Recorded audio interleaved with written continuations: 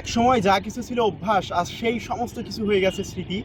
আমি এখন যে নদীটার মধ্যে দাঁড়িয়ে আছি এবং নৌকা পার হচ্ছে খেয়া নৌকায় সবাই, এটা হচ্ছে গড়াই নদী এবং গড়াই নদীটা পার হলেই নদীর ওপারে হচ্ছে আমার high school, pilot high school, Khoksa pilot high school.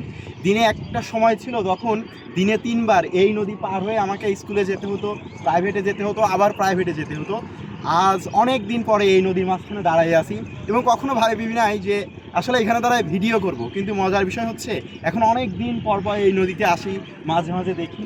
একটা সময় প্রচণ্ড অভ্যাস ছিল, খুব কষ্ট হতো, মাঝে মাঝে রাগ হতো নদী পার হওয়ার জন্য, এত পরিমাণে বালি থাকতো। এখন নিচে কাদা আছে, যখন গরম আসবে তখন আরও বালি হবে। তো সেটাই আর কি, জীবনে সব কিছু মানিয়ে নিতে হয়, গুছিয়ে নিতে হয়, কারণ সব সময় আমাদের সব অভ্যাস থাকে না, সব কিছু আমাদের সাথে থাকে না। সুতরাং সেই স্মৃতির কথাটাই মনে হচ্ছে যে একসময় যেটা ছিল সম্পূর্ণ আমার অভ্যাস, দিনে 3 বার ঘুম থেকে উঠেই নদী পার হয়ে স্কুলে যেতে হতো, প্রাইভেটে যেতে হতো। আর সেখানে এখন মাঝে মাঝে আসি, আজকে ভিডিও করছি, স্মৃতি তৈরি করছি। সবাই ভালো থাকবেন।